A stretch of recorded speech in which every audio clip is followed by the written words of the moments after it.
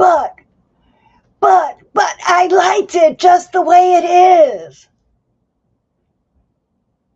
And that's what I was saying when someone gave me feedback until I realized that just the way it wasn't that great. And the feedback really helped me improve it.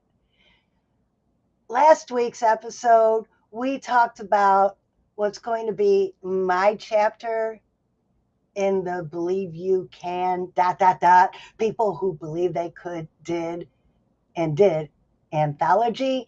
And this week, as I bring in the feedback and I start editing last week's version because it wasn't perfect, but as I start editing my work, I realize it's other people's feedback that's going to make it better and, quite frankly, make it something people want to read. And I'm going to invite my partners in, Heidi and Joanna. Come on in and let's start this topic of discussion, accepting feedback graciously.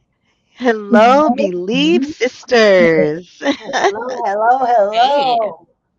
Welcome back, Joanna. Thank you. It's so good to be here with you. And I'm excited to talk about your story, from when- going from working with the military, the Air Force, Nope, and nope. I'm sorry, that's right. Navy and Army. The Navy, but on aircrafts, right? You're working Yeah, on aircraft. yeah, Yes. of course. My husband's over there yelling Air Force. He was in the Air Force. Uh-huh.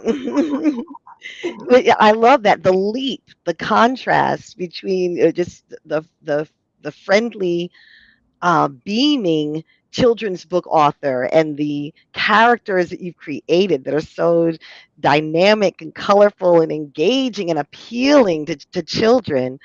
I love that. So that is an exciting story. The content in itself, it piques interest and curiosity. Wow, how did you do that? How did you go from here to there? So I love that's a great starting point. Because I believed I could. Yes. So, Francine, how do you want to get started talking about this editing process in your chapter? Well, actually, what I want to talk about is the power of feedback first. The power of feedback. And I think I told this story last week. When I was doing my speech for the World Championship of Public Speaking, I received some feedback that my grammar was incorrect. I was talking about being in Iraq, and I said when I was in country. Mhm. And my evaluator told me that that was wrong. I should say in the country. But what I was saying was in country, which is a military term for in the war zone. Right. Jargon. Right. So I had to explain to audience members who didn't understand what in country meant. And that's the beauty of feedback because you take it for granted that you understand what you're talking about. You are deeply embedded and rooted in your own story. And it might make perfect sense to you, but your audience might be wanting a little bit more information. When I wrote my first book and I sent it to the editor, she said, "This is great, but add more to this story and make it more fulfilling for the Hmm. audience to read it. They're going to want to know the rest of that story." So it I looks like there are multiple stories within one story, right? Exactly, exactly. Mhm. And I used to skim over my military story. Yeah, that's right. I fixed airplanes. I went to Iraq. I was on the aircraft carrier. No big deal. That was my job. Right. But then all the feedback I got from everybody is that's the part of you people really want to hear because that's what makes you unique and different.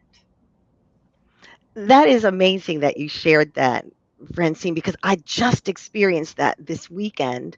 I'm working with the Global Women of Impact in Orlando, the She Echoes speech event on November the 1st. I'm serving as a coach for two individuals. And for one of them, it was the same thing. She sort of glossed over certain aspects of the story and then wanted to focus maybe on the end result. And I wanted to say, hey, let's get a little bit of details, a little development on the backstory, because that will inform us and add substance and context. And that creates impact because we're going to feel it and we're going to relate. We're going to understand why. The why is so important, the purpose, and what makes someone tick. But unfortunately, though, for some people, the story, the backstory is full of has pain and triggers. Unfortunately, yes, we learned the lesson and we're implementing those lessons to help others. But don't look back there. It's not relevant. They feel it's not relevant, but maybe it actually is. So with the feedback, we offer it with good intentions and good graces, but we have to leave it open to the individual as well with what they're going to do with it. If it's better for them to sort of set it aside for their own personal well-being, that's something also we might have to accept. You bring up something really interesting. I was writing about this earlier. We use the word mindset, and I was like, mind set. So just like we set an alarm clock to go off at a certain time, we have set our minds into certain processes.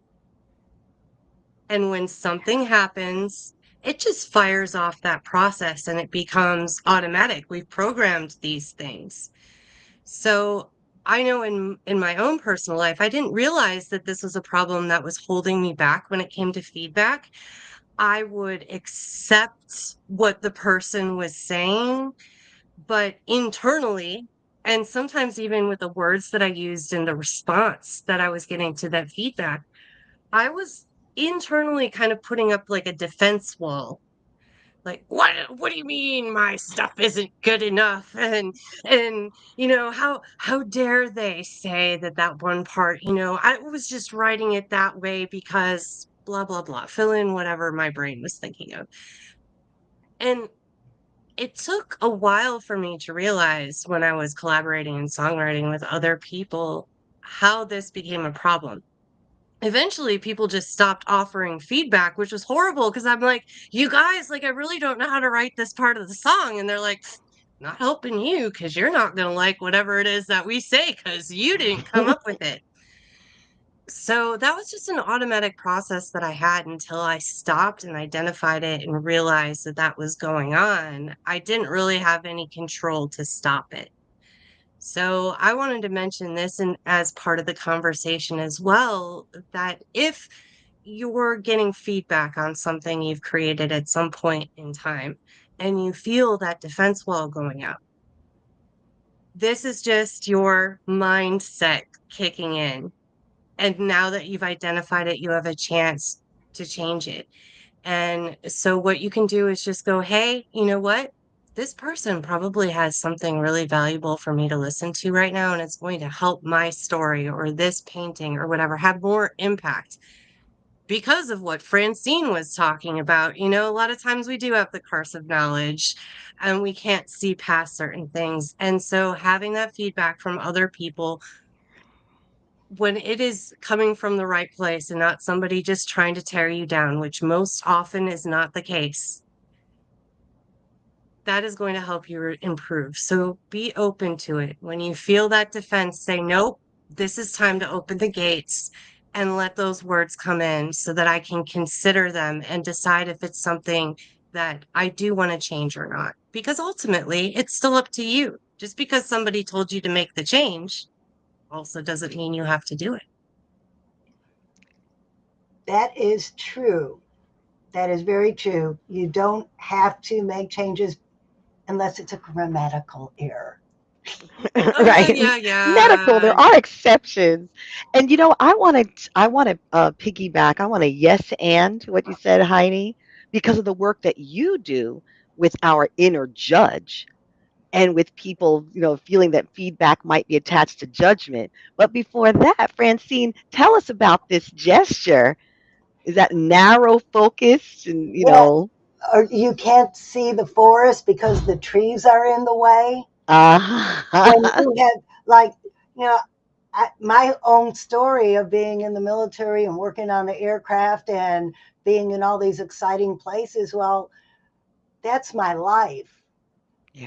I can't see it from somebody else's point of view who hadn't lived it. So when I wrote a story, I had to put it out there to people who hadn't lived the story to make sure I wasn't using jargon that they didn't understand. When I explained where my face was when I was hanging upside down in the helicopter, I got feedback. Okay, does this describe the helicopter well enough to understand the predicament I was in when this was happening? Because Right. I could see this helicopter in my mind, but how many average civilians know what a shin bubble in a Chinook helicopter is? uh, I think I've seen a helicopter before. right? And that's what that those details make it so exciting because you're painting the picture for us. I'm fascinated by women in the military who went through boot camp. First of all, you survived boot camp successfully. You That's why I did not go in the military. Didn't like gym class. Gym class, figured boot camp was definitely out. I didn't like gym class either. I'm not athletic. I just knew that that was an opportunity I needed to take advantage of. And I believed I could, and I did. right. And that's fascinating. Or just in thinking about, military life, we think about precision, regimentation, and yes, sir. That thing, that's fascinating that that was your world. And so when you describe things as well as the helicopter, you being upside down, I want to see it. So the more descriptive you can be for someone who wasn't there, yes, whenever we have a conversation with someone and we're hearing their story or reading their passage in a book, don't we use our imagination and visualize it too, like a movie? So if we don't provide those details to help with that visual practice, they're not going to be totally engaged and immersed with it so they can experience what we want to share. And how's that really going to touch their heart if half the things are zoop, going over their head? So that's a good reason to add that.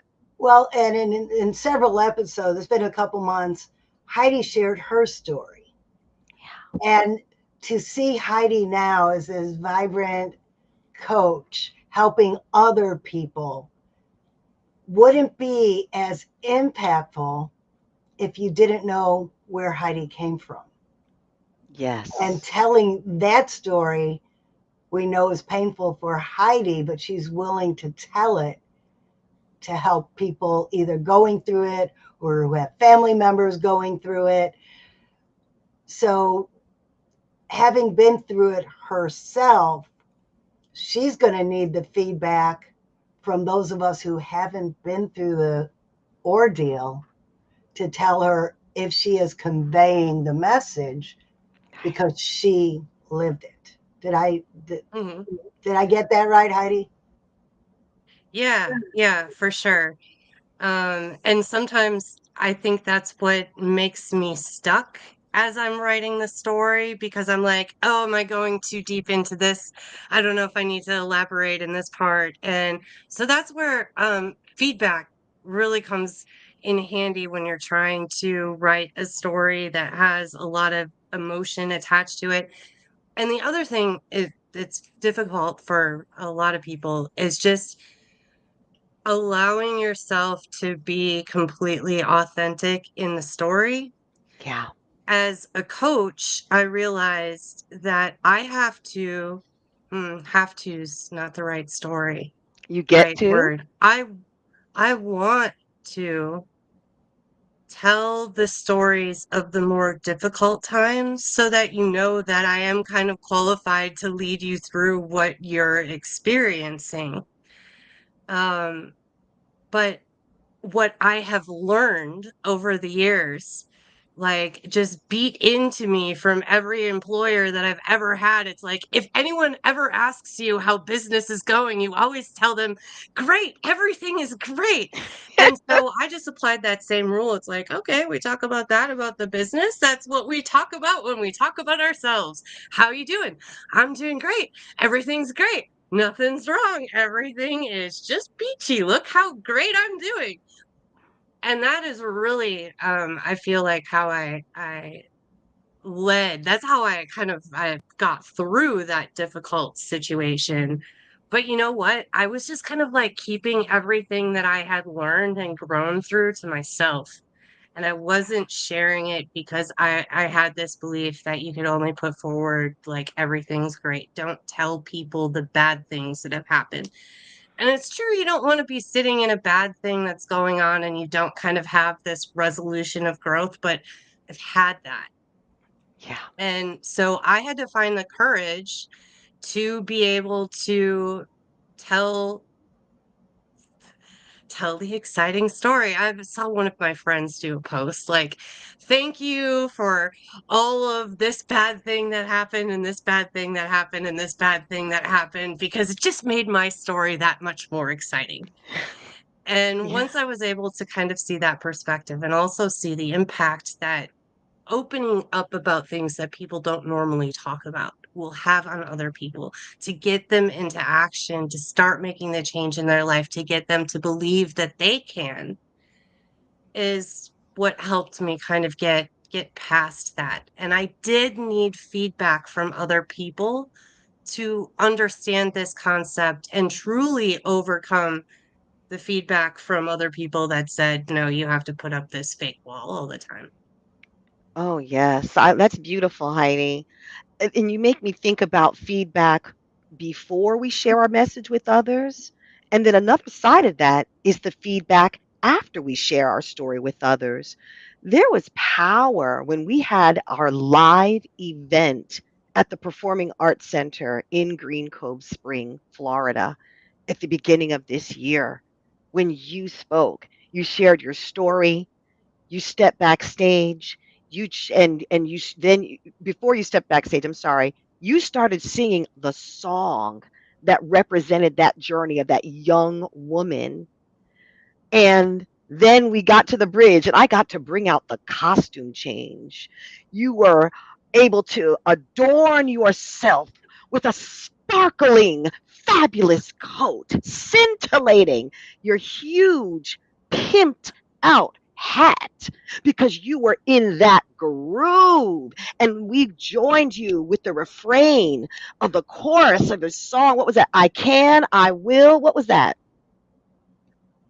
Oh gosh, you put me on the spot, and I'm Whoops, like, oh my sorry. gosh, what are the words to my own It's song? okay, but that's okay. But we were grooving with you.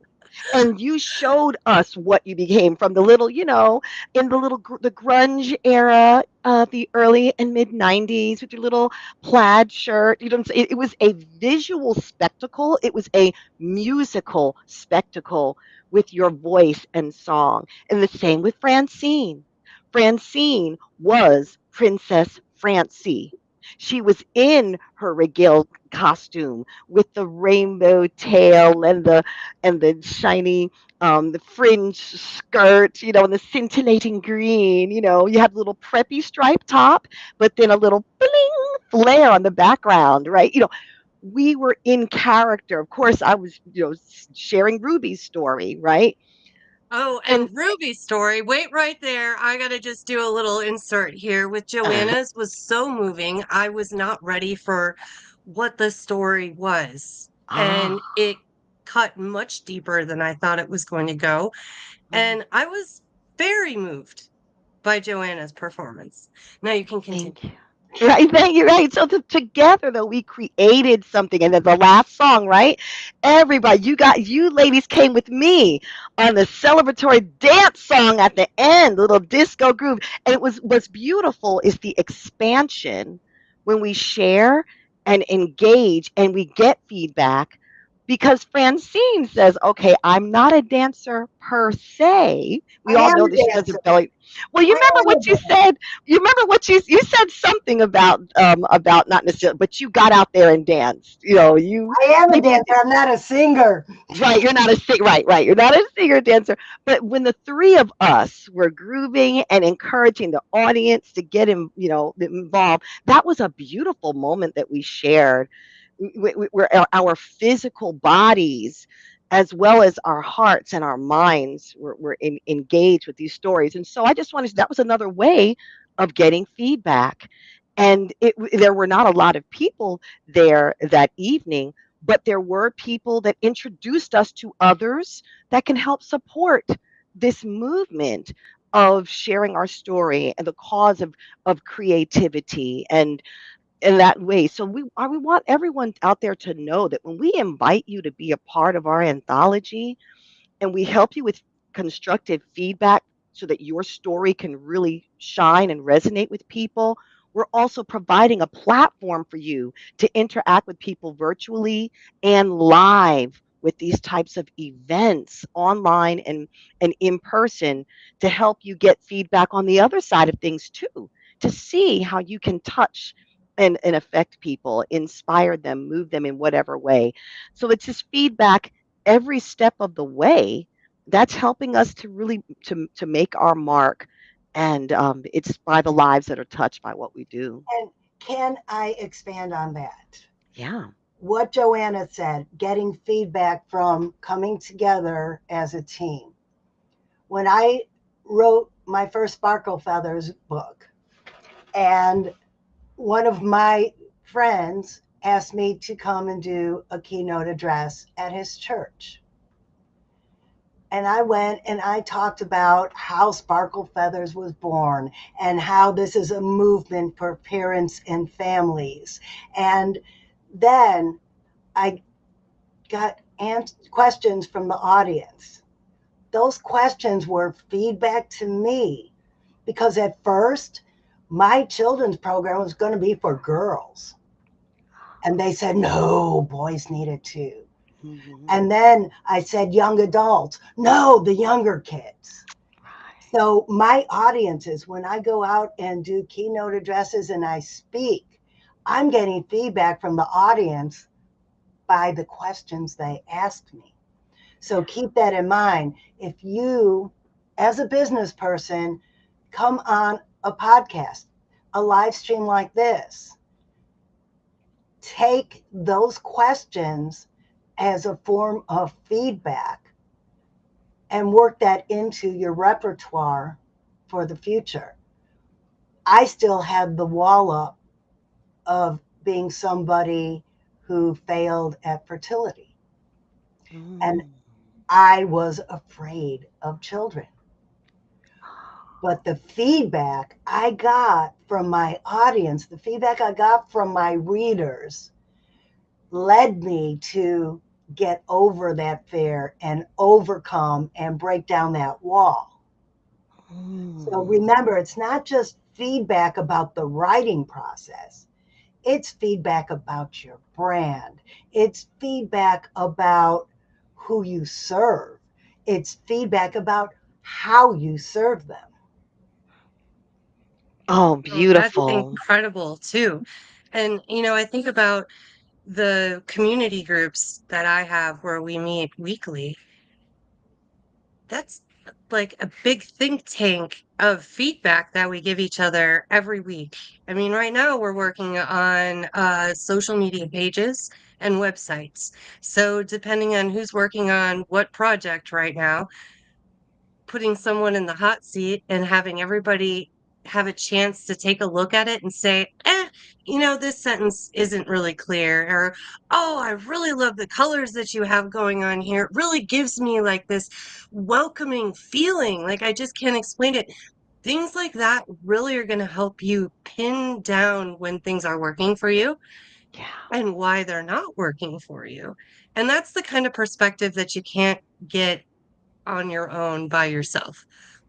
So whether you join like a group, like for example, the anthology project that we have going on is a great opportunity for you to be around a bunch of people and get a bunch of feedback in a safe place where you know that everyone is constructively giving feedback, or find an accountability partner or a small group of people where this project that you're working on, you can get constant feedback throughout the whole creative development process. It is. We need that to make adjustments, to tweak it so that we can serve people more effectively and meet their needs. And I just wanted to give a shout out to the people who are tuned in. Dr. Tanya Lee greeted Hello, us and Tanya. sent us some love. We appreciate that.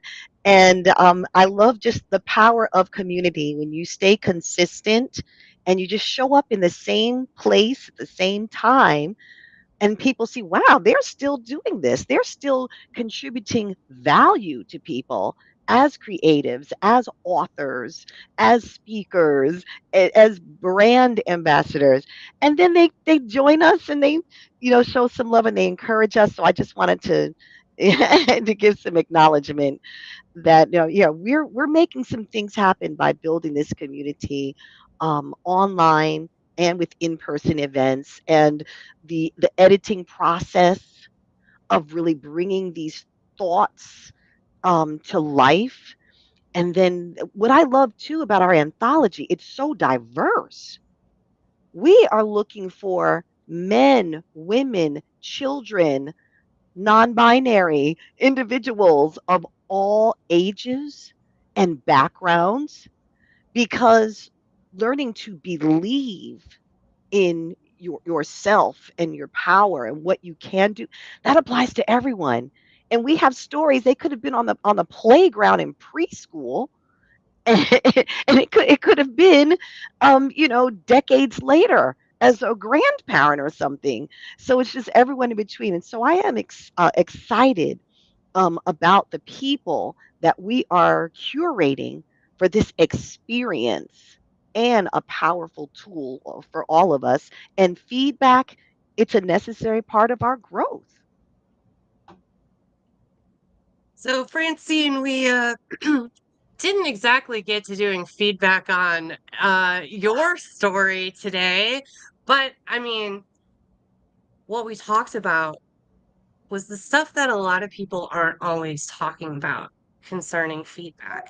Why it's so important, how it can help you grow, how it can help you understand your audience better, how it can help you have more impact with the same project. And the reason I wanted to talk about this today is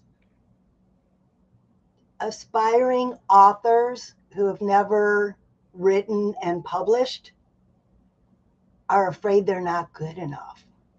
And I'm here to tell you, when I started, and I still might not be good enough, but it's the feedback I get that I incorporate, that I rework, that I mold, that I nurture.